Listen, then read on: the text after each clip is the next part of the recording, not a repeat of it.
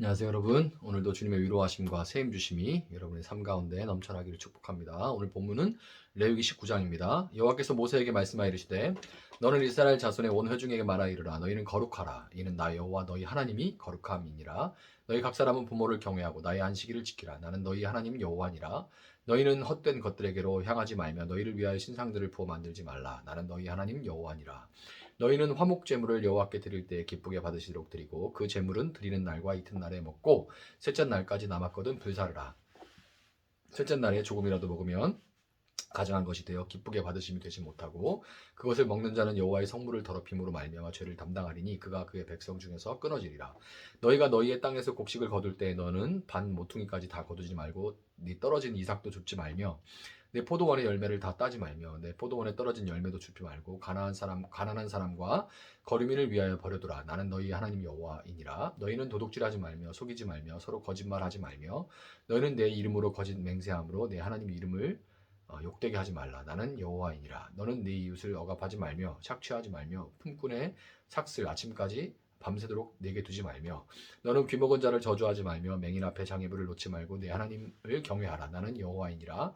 너희는 재판할 때 불의를 행하지 말며 가난한 자의 편을 들지 말며 세력 있는 자라고 두둔하지 말고 공의로 사람을 재판할지며 너는 내 백성 중에 돌아다니며 사람을 비방하지 말며 내 이웃의 피를 흘려 이익을 도모하지 말라. 나는 여호와이니라.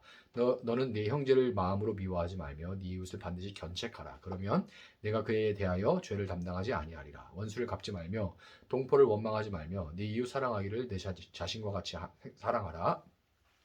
나는 여호와이니라. 너희는 내 규례를 지킬지어다. 내 가축을 다른 종류와 교미시키지 말며 내 밭에 두 종자를 섞어 뿌리지 말며 내 두 재료로 직조한 옷을 입지 말지며 만일 어떤 사람이 다른 사람과 정혼한 여종 곧 아직 속량되거나 해방되지 못한 여인과 동침하여 설정하면 그것은 책망을 받을 일이니라. 그러나 그들은 죽임을 당하지는 아니하리니 그 여인이 해방되지 못하였기 때문이라. 그 남자는 그 속건 제물 곧 속건제 수장을 회막문 여호와께로 끌고 올 것이요 제사장은 그가 범한 죄를 위하여 그 속건제의 수장으로 여호와 앞에 속죄할 것이요 그리하면 그가 범한 죄를 사함 받으리라.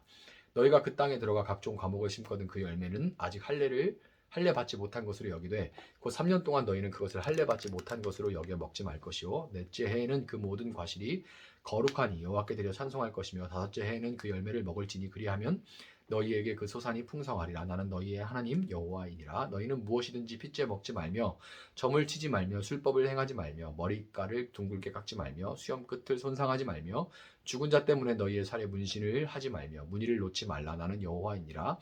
내 딸을 더럽혀 창녀가 되게 하지 말라. 음행이 전국에 퍼져 죄악이 가득할까 하노라. 내 안식일을 지키고 내 성소를 귀히 여기라. 나는 여호와이니라. 너희는 신접한 자와 박수를 믿지 말며 그들을 추종하여 스스로 더럽히지 말라. 나는 너희 하나님 여호와이니라. 너는 센 머리 앞에서 일어서고 노인의 얼굴을 공경하며 내 하나님을 경외하라. 나는 여호와이니라.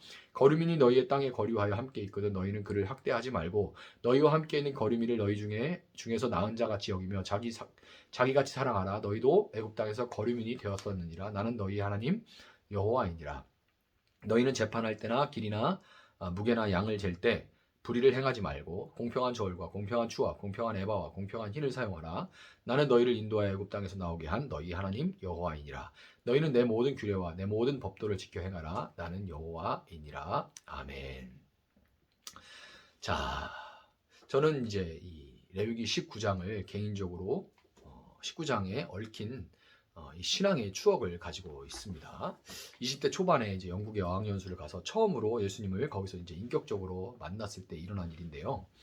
영국에 간 초반에 아직 이제 신앙이 없던 저는 외국에 온 김에 당시만 해도 한국에서는 조직 생활하는 분들 외에는 보기 드문 그 문신을 지금이야 뭐 흔하죠. 그 문신을 오른쪽 어깨에 이제 하려고 했는데요. 어떤 문신을 하려고 했는지도 다 이제 생각을 해서 이제 준비를 하고 있었습니다. 뭐 굳이 얘기하자면 이제 포효하는 사자를 한 마리 여기다 내려고 했는데 비용도 알아보고 잘한다고 하는 곳도 물색하던 중에 영국 시내에서 런던에서 차 사고가 났어요. 그래가지고 그때 한인교회의 도움을 받게 되면서 급작스럽게 그곳에서 그들의 섬김과 예배 가운데 예수님을 만나고 성경을 읽기 시작했는데 아무래도 이제 창세기 출애굽기 읽다가 법으로 가득한 이 레위기에서 진도가 안 나가서 여러분만 그런 게 아니에요. 저도 처음에 읽을 때 진짜 버티면서 읽어보려고 하다가 나도 모르게 딱 자다가 막 레위기에 침 막 묻어있고 그런 적이 있습니다. 근데 그렇게 겨우겨우 읽다가 오늘 본문 중에 28절의 말씀이 마음에 덜컥 걸렸습니다. 죽은 자 때문에 너희의 살에 문신을 하지 말며 문의를 놓지 말라. 나는 여호와니라. 이 말씀이 딱 와닿았어요. 나는 여호와니라. 이거는 이제 레위기 19장에서 계속 반복되는데요. 쉽게 말해서 너희를 구원하여 친 백성이요 자녀 삼은 아버지가 말하는 거니까 꼭 지켜라. 이런 얘기죠. 뭔가를 이제 설레는 마음으로 계획 중인데 아버지 말씀에 그것을 멈춘다는 것은 아버지를 두려워하면서도 사랑할 때 가능한 얘기죠. 두려워하면서도 사랑할 때 가능한 얘기예요. 두려워하면서 사랑하는 이거를 우리가 이제 경외한다. 그렇게 말을 합니다. 저는 당시 사고가 난 계기로 하나님께 막 돌아온 상태였기 때문에 또 그 일들을 통해서 저를 구원해 주신 그것에 대한 감사와 깊은 감사도 있었고요. 그래서 이 감사와 사랑하는 마음 그리고 하나님을 두려워하는 마음이 함께 있었고 그런 저에게 주어진 이 말씀에 그대로 순종해서 문신을 포기했습니다. 졸면서 읽다가 28절을 그냥 만약에 지나쳐버렸으면 여러분 아마 지금 문신하고 있는 목사의 교회에 다니고 있는 거겠죠. 뭐 보여주지는 않았겠지만 어쨌든 문신한 목사를 봤을 겁니다. 사실 28절은 26절, 27절과 함께 이방인들이 그들의 신과 신접할 때 하는 행위였기 때문에 이제 막 그들을 위해 새기고 이제 있잖아요. 드라마 같은 거 가끔 오컬트 드라마 같은 거 가끔 보면 막 이렇게 여기다가 이렇게 뭐 그런 특수 문양 같은 거를 이렇게 새기는 그런 모습들을 볼 수 있는데 그런 거 얘기하는 겁니다.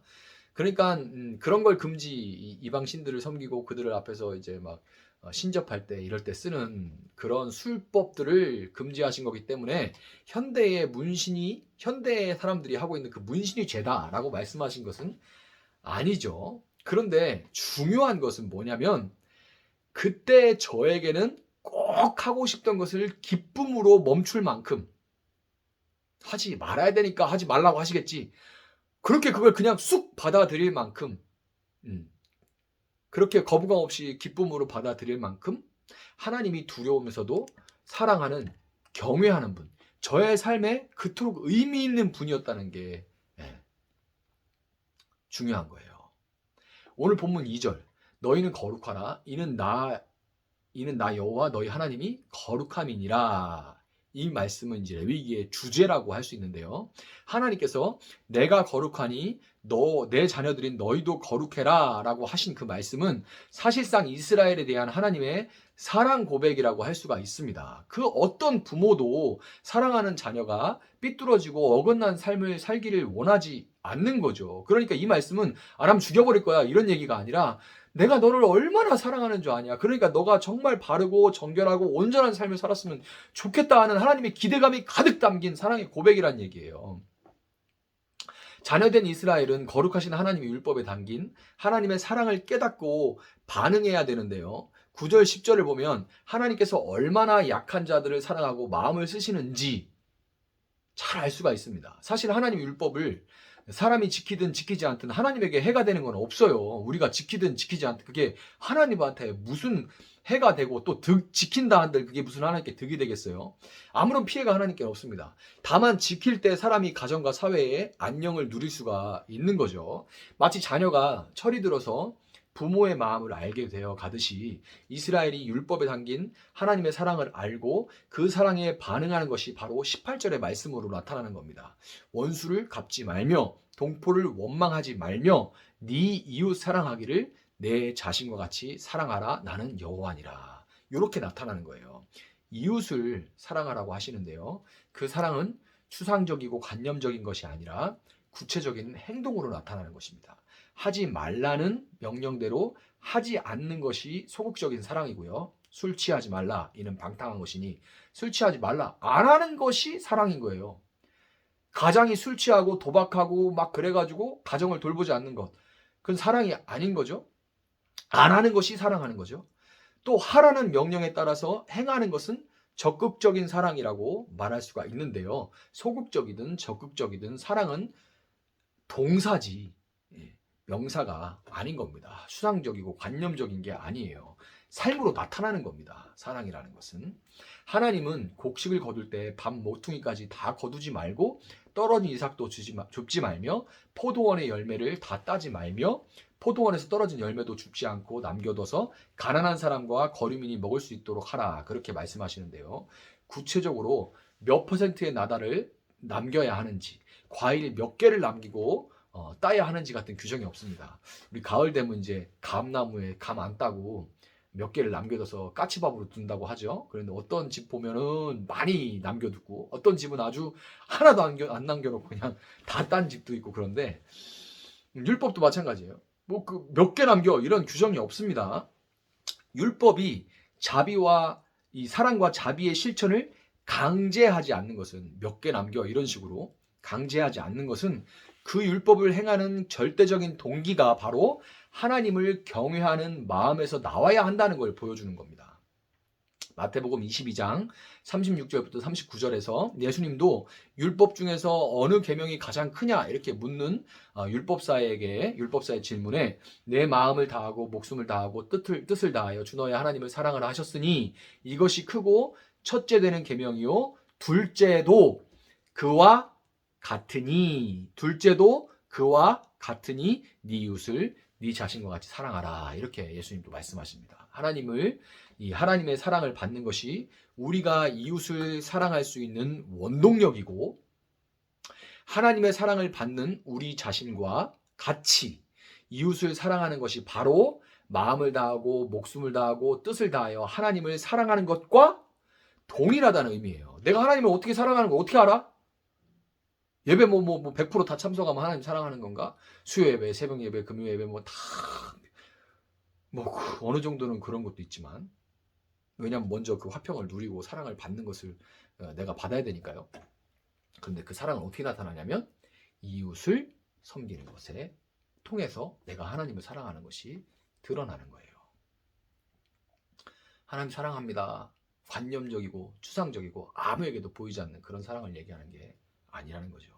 여러분 지금 여러분의 배우자, 자녀, 친구들, 이웃들을 여러분이 어떻게 대하고 있느냐는 여러분이 얼마나 하나님을 경외하고 있느냐를 그대로 보여줍니다. 아내를 업신여기고 무시하면서 하나님을 사랑한다는 거 어불성설입니다. 애들한테 막말해놓고 예배드린다는 거 어불성설입니다. 찔리네요. 저도 성경을 끼고 사는 지금 저의 모습이 성경을 잘 몰랐지만 말씀 그대로 그냥 주어지는 대로 그대로 행하려고 했던 그 청년의 때만큼 하나님을 경외하고 있는 건지 하나님이 지금 내 삶에 얼마나 영향력이 있고 의미가 되시는지 지금 많이 안다고 해서 그게 그만큼 의미가 되는지 참 두려울 때가 많습니다. 여러분 저는 개인적으로 레위기를 전하면서 우리가 살 길로 나아가기를 간절하게 원하시는 하나님의 그 세세한 규정들에서 저를 향한 하나님의 관심과 사랑에 잔잔한 감동을 계속해서 누리고 있어요. 그리고 그 사랑이 저를 죄로부터 멀어지게 하고 이웃을 더 많이 돌아보게 하고 있습니다. 오늘 레위기가 중반을 넘어가고 있는 이때 하나님 앞에서 정직하게 내게 그분이 얼마나 의미가 있는지 그 의미가 내 삶에 어떻게 드러나고 있는지를 여러분 한번 돌아보시고 여러분의 하나님을 사랑하는 그 사랑이 깊어가는 겨울에 기도로 또 섬김으로 여러분의 주위로 퍼져나갈 수 있기를 주님의 이름으로 축복합니다. 잠시 기도하겠습니다. 사랑하시는 하나님 감사합니다. 오늘도 귀한 하나님의 말씀을 저에게 허락하여 주시니 감사합니다. 하나님 말씀이 지적인 유의로 끝나는 것이 아니라 어떤 내가 몰랐던 한 구절을 조금 분명하게 알게 됐다. 그 정도에 그치는 것이 아니라 정말 그 하나님 말씀이 우리 삶 가운데 모든 행동의 선택의 기로에서 우리에게 의미가 되어지게 하여 주시옵소서. 하나님이 그 하나님의 사랑이 관념적이고 추상적인 어떤 개념에 머무르는 것이 아니라 우리 삶 가운데 그 사랑을 받고 있음이 우리 삶 가운데 그대로 흘러나가 드러날 수 있도록 적극적이고 소극적인 사랑의 모습으로 동사로 나타날 수 있도록 하나님 함께하여 주시기를 원합니다. 먼저 우리 가까운 가족과 또 동심원이 넓어져 가듯이 나를 중심으로 한 세상 가운데 내가 하나님과 누리고 있는, 또 하나님의 말씀이 내게 영향을 미치는 하나님의 그 사랑이 나를 통해 흘러갈 수 있도록 하나님, 우리 귀한 성도님들과 그 가정과 그들의 직장과 사업장과 모든 삶의 터전 가운데 함께하여 주시옵소서. 그렇게 행하실 주님을 찬양합니다. 감사하며 예수님의 이름으로 기도합니다. 아멘. 오늘 주신 말씀 붙들고 계속해서 기도합니다.